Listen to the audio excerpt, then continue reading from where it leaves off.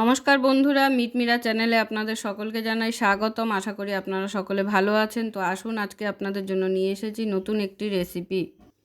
শীত কিন্তু প্রায় চলে যাচ্ছেই বললে চলে। তো শীত চলে যাওয়ার আগে লাস্ট একবার ভাবলাম একটা গুড়ের পায়েসের রেসিপি আপনাদের সাথে শেয়ার করি, যেটা হলো নলেন গুড়। নলেন গুড় কিন্তু শীত চলে গেলে আর পাওয়া যায় না। গুড় যে কোনো জিনিস এখন সচরাচর সারা বছরই পাওয়া যায়, কিন্তু এই নলেন গুড়টা কিন্তু সারা বছর সেরকম একটা পাওয়া যায় না, শীতকালেই পাওয়া যায়। আর শীত তো প্রায় শেষ হয়েই এলো। তো আজকে আমি গুড়েরই একটা পায়েসের রেসিপি শেয়ার করব।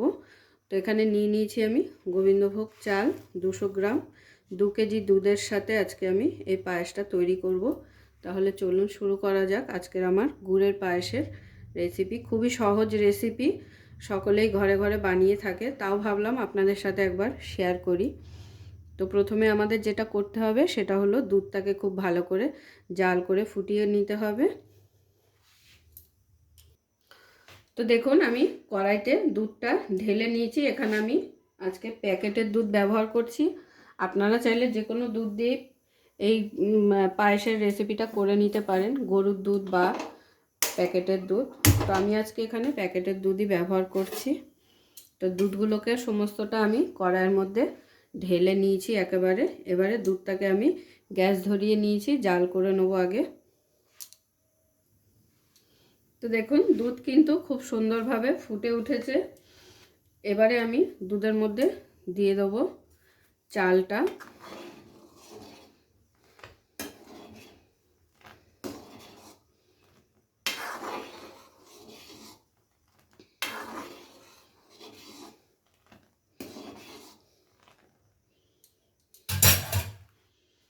এবারে দিয়ে দিচ্ছি চালটা। আর চালটা দিয়ে কিন্তু সাথে সাথে অনবরত নাড়তে হবে, নেড়ে যেতে হবে, নাহলে চাল কিন্তু দলা পাকিয়ে যায়।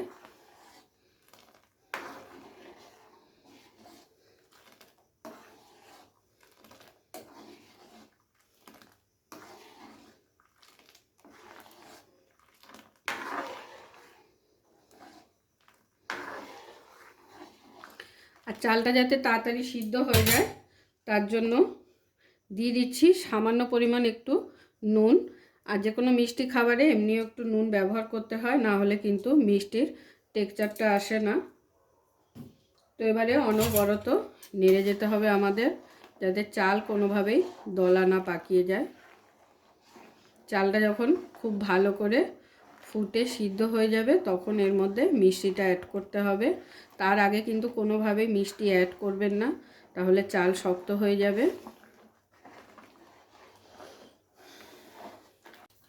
তো দেখুন, খুব ভালো করে ফুটিয়ে আমি কিন্তু চালটাকে খুব ভালো করে সিদ্ধ করে নিয়েছি।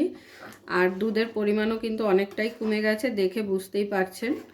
আর আমি কিন্তু এখানে এক ফোঁটাও জল অ্যাড করিনি, পুরোটাই কিন্তু দুধের ওপর হচ্ছে। জল অ্যাড করলে কিন্তু যে কোনো পায়েসের স্বাদ তখন নষ্ট হয়ে যায়। আর আমি একটু চালটা দেখিয়ে দেবো। চালটা কিন্তু আমি খুব ভালোভাবে সিদ্ধ করে নিয়েছি। দেখুন, একদম গলে গেছে। তো এখন আমি এখানে মিষ্টিটা অ্যাড করে দেবো।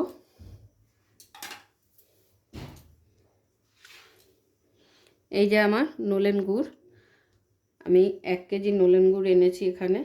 পুরো 1 কেজি গুড় দেব না, যতটা পরিমাণ মিষ্টির প্রয়োজন ততটাই দেব।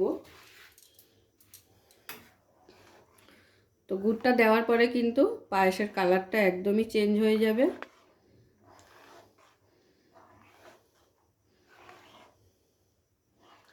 দেখতেই পেলেন, নাড়তে নাড়তে হালকা লাল হয়ে গেল পায়েসটা।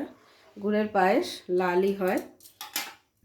এবারে এর মধ্যে অ্যাড করে দিচ্ছি কিছুটা শুকনো নাটস, কাজু বাদাম আর কিশমিশ।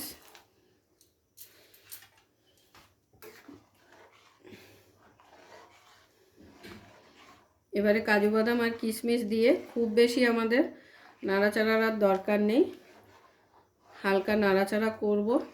আর মিষ্টিটা একবার চেক করে নেব, যদি কম হয় তাহলে আমি আরও একটু গুড় এখানে অ্যাড করে দেবো।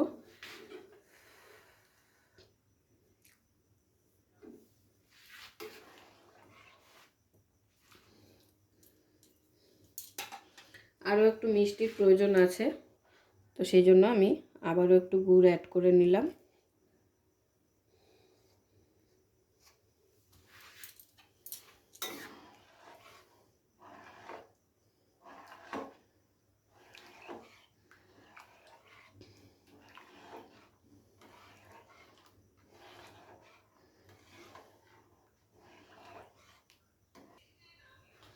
তো পায়েস কিন্তু আমার একদম রেডি। আমি কিন্তু গুড় দিয়ে আর কিশমিশ আর কাজু দিয়ে আবারও কিছুক্ষণ ফুটিয়ে নিয়েছি।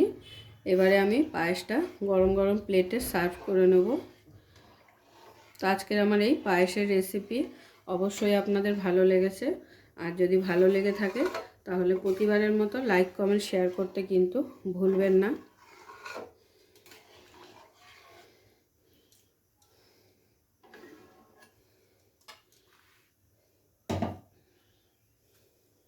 পুরো ভিডিওটা দেখার জন্য সকলকে অসংখ্য ধন্যবাদ। এরকম আরও নিত্য নতুন ভিডিও দেখার জন্য চ্যানেলটি অবশ্যই সাবস্ক্রাইব করে নেবেন, আর পাশে থাকা বেল আইকনটি প্রেস করে নেবেন নতুন রেসিপির আপডেট পাওয়ার জন্য। তো সবাই ভালো থাকবেন, সুস্থ থাকবেন। আবারও দেখা হচ্ছে আপনাদের সাথে নতুন একটি রেসিপি নিয়ে।